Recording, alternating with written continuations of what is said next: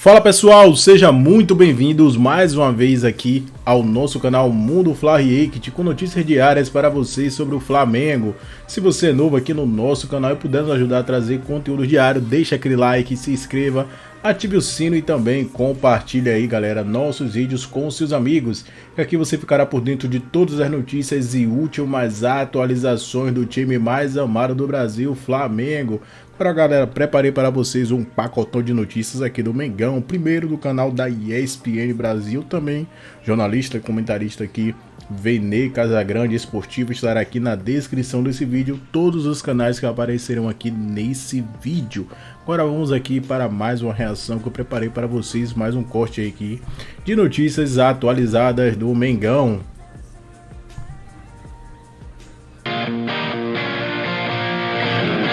Mais um dia de descanso para o Flamengo. Esta terça-feira é a última folga concedida pela comissão técnica. São 3 dias no total, domingo, segunda e terça. E amanhã, reapresentação no Ninho do Urubu, visando aí essa preparação para o jogo contra o Atlético Paranaense. Na outra quarta-feira, dia 13, em Cariacica, o retorno para o Campeonato Brasileiro. E aí, dias depois, o primeiro jogo, a decisão da Copa do Brasil.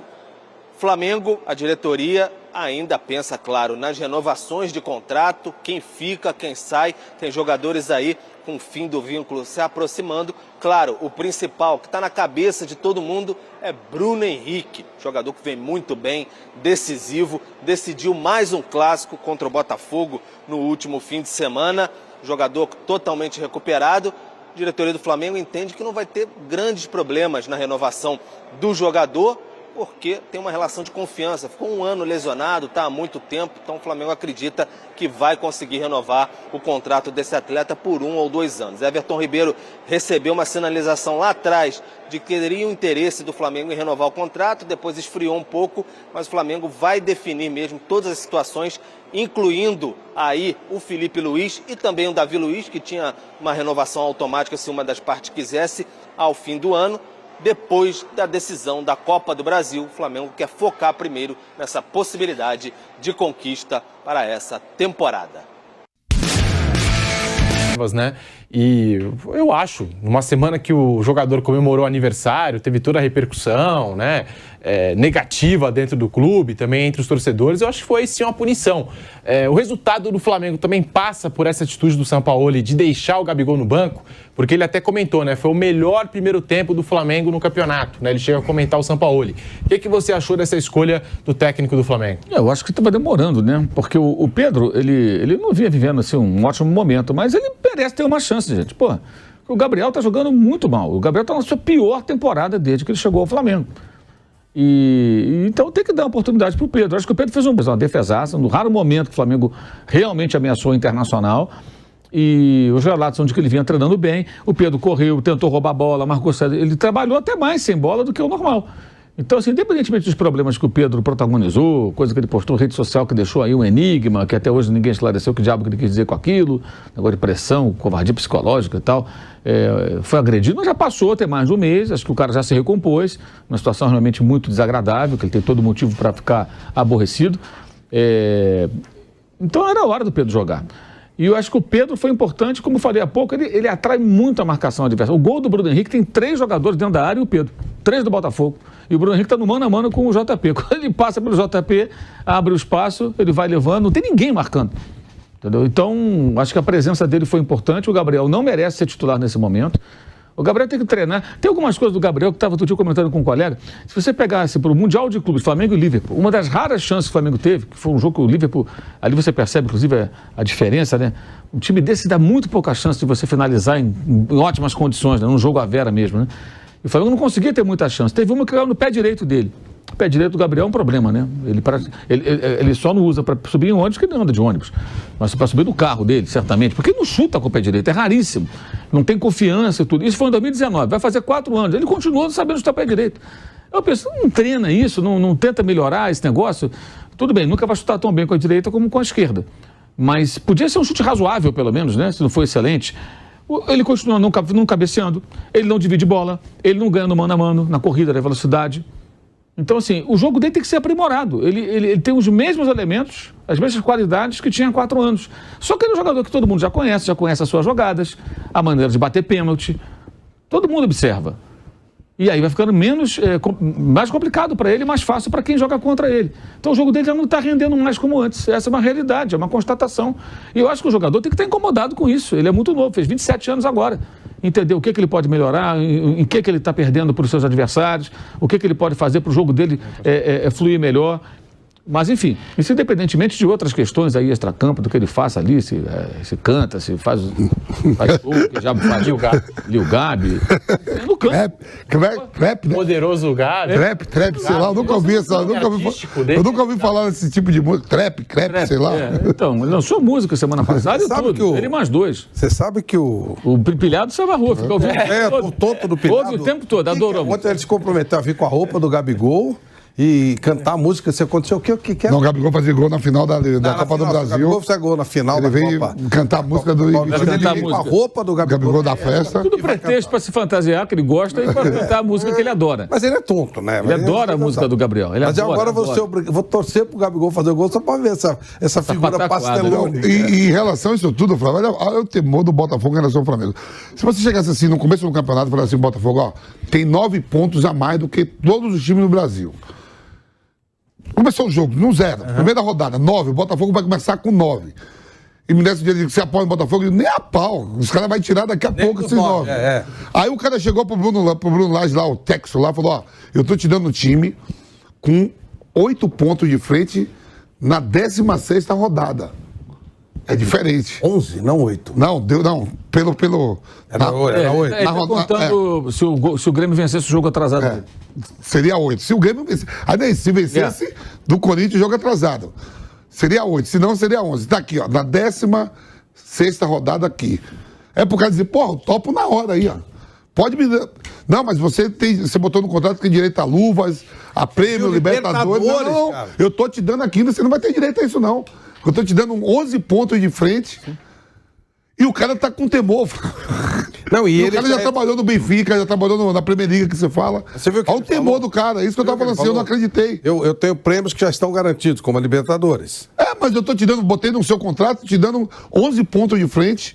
E um monte de bônus que você já foi conquistado. Mas isso aí eles não tá com... Os caras não tá com o temor do Grêmio. Tá com o temor do Flamengo e do Palmeiras.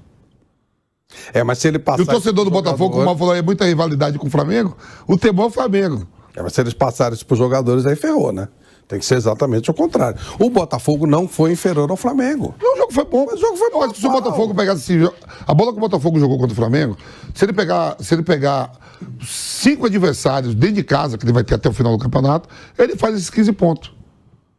Mas ele não jogou mal contra o Flamengo, não. O jogo foi bom. O jogo foi um jogaço. 15 pontos. Ele tem quanto agora? 51? 51. Com 15 vai para... Não, eu tô falando minha matemática assim, praticamente. Aí nós já estamos falando em 66 pontos.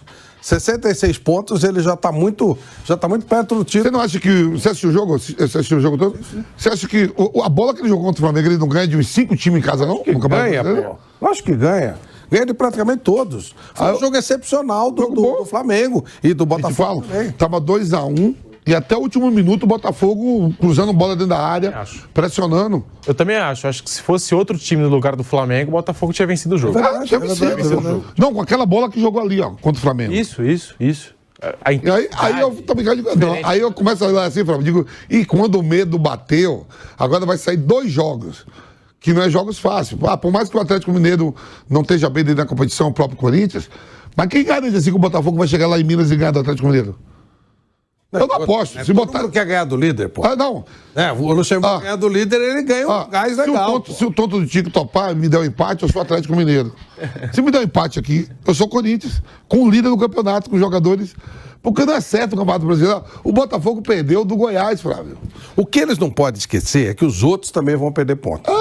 isso... O Palmeiras ontem perdeu uma grande oportunidade. O Flamengo andou perdendo, o Mauro citou vários momentos aí que foi. Os outros também vão perder. É muita vantagem, tem que caprichar muito para perder. Tem que caprichar muito. Alguém cita, né, de vez em quando, teve aquela vez do Grêmio, a vez do Palmeiras. Tá, mas nós temos um campeonato desde 1971, oficialmente, né? A nossa história aí até 1937. Eu falo achando um monte de campeonato. O Brasil é espetacular, né? O Brasil, nem a história é definitiva. Né? Nem o passado é definitivo aqui. Muda o passado também, é um negócio impressionante. Mas, enfim, desde 71, né, que é o troço que você pode levar a sério, aconteceram 2 vezes, no máximo. 3 vezes no máximo. Desde 2003 tem o turno e retorno. O time dispara, ele vai, ele leva. Aquele do Corinthians. O Corinthians oscilou, mas tinha uma vantagem tão grande que ainda acabou sobrando, ele acabou ganhando. Então o Botafogo está com tudo para ganhar. Só não fazer bobagem. Só não ficar apavorado, só não querer inventar. Ontem o Vamp falou uma coisa com muita felicidade. Se o cara quiser começar a colocar muito o dedo dele, mexer muita coisa, deixa o trabalho como está, tá tudo certo. Se ele não atrapalhar, já tá bom demais. É só não atrapalhar. Deixa rolar normalmente. O Botafogo tem 2 jogos difíceis. Vamos supor, dentro do que você falou, que ele, quando terminar essa parada toda aí, ele tenha 6 pontos de vantagem. É ponto pra caramba ainda. Putz, mas aí já passaram, nós estamos na 24ª rodada. Aí só faltam 14, não é isso? 14. E aí ele vai jogar em casa pra caramba. 14, ele ganhou 5 jogos na casa dele, pronto. Não tem muita vantagem.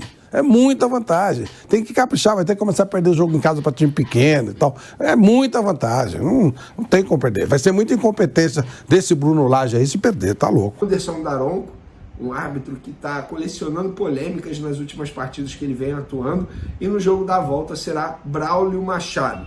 Nas redes sociais a repercussão foi extremamente negativa. Torcedores de Flamengo, torcedores de São Paulo não gostaram nem pouco das escolhas. E eu quero saber a opinião de vocês. O que vocês acham? Foi uma boa escolha da CBF, da equipe de arbitragem da CBF, ou não foi? Eu vou ser sincero, eu vou buscar mais informações para poder dar a minha opinião aqui. Mas, de fato, pelo que eu vi nas redes sociais, a escolha não agradou, não. Muito pelo contrário. É só crítica, crítica, crítica. Outro assunto aqui, galera. O site ge.com fez um levantamento bacana sobre o chileno Eric Pulgar. Com o Eric Pulgar como titular, o rubro-negro tem 79% de aproveitamento. 79% de aproveitamento. E ele foi um dos destaques, vale destacar isso, né? Que ele foi uma das peças super importantes aí na vitória do Flamengo diante do Botafogo no último sábado, no sábado à noite. O Pulgar esteve à disposição em 23 das 35 partidas comandadas por São Paulo, e o volante foi titular em 17 oportunidades, com 13 vitórias, 3 empates e apenas uma derrota. Não foi utilizado somente contra Maringá e Botafogo no início do trabalho do argentino, quando se recuperava de uma fratura no pé. De fato, o Eric Pulgar tem sido peça fundamental aí no esquema de São Paulo. Eu arrisco a dizer que foi o jogador que mais cresceu de produção com a chegada do São Paulo. Porque assim, sejamos francos, Fabrício Bruno está jogando muita bola desde o começo da temporada, não é só com o São Paulo. O Bruno Henrique estava lesionado, quando voltou muito bem. E é isso, acho que não tem outro jogador que cresceu de produção como o Pulgar cresceu desde a chegada do técnico argentino. E de fato, vem jogando muita bola, titular absoluto, na minha opinião. Fabrício Bruno, galera, é o seguinte, a proposta apresentada pelo Flamengo, a priori, não agradou muito aos empresários do jogador, tá? Flamengo e os empresários vão continuar conversando para tentar chegar a um acordo, a um denominador comum. Lembrando que Fabrício Bruno tem contrato com o Flamengo até dezembro de 2025, o Flamengo quer dar uma valorização a esse jogador, porque entende que ele tem sido peça fundamental, e o Flamengo tem receio, obviamente, de chegar a uma proposta aí de um mundo árabe, por exemplo. Recentemente, o mundo árabe, o Al Nassr, da Arábia Saudita, fez uma proposta ao Léo Pereira. Poderia fazer muito bem uma proposta ao Fabrício Bruno. E aí? E hoje o jogador do setor defensivo é o que menos ganha, é o menor salário de todos.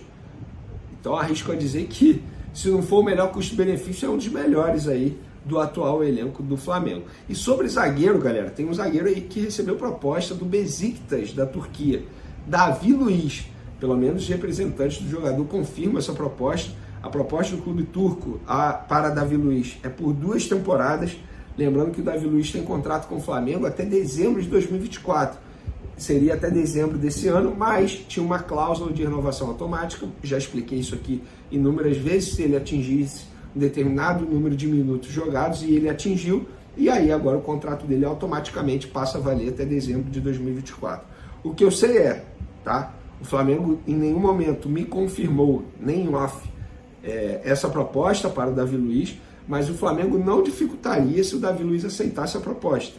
Embora tenha contrato aí vigente até dezembro de 2024, o Flamengo não dificultaria. Então, pelo que eu estou entendendo da história, se o Davi Luiz de fato quiser ir para a Turquia, para o futebol turco, é só ele chegar, comunicar ao Flamengo e aí conversar com o Flamengo para poder assinar a rescisão de forma amigável, digamos assim.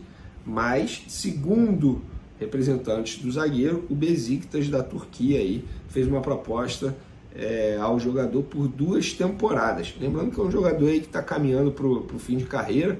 Enfim, o Davi Luiz tem que botar na ponta do lápis aí o que ele quer, o que ele deseja para a carreira dele. Não sei, aí eu acho que depende muito mais do Davi Luiz nesse caso. Sobre jogador, renovação, novidades na renovação de contrato do Bruno Henrique. A gente publicou lá no Twitter e também no Instagram, e repito, quem não me segue nessas redes sociais, passa a seguir, porque eu publico tudo primeiro nelas.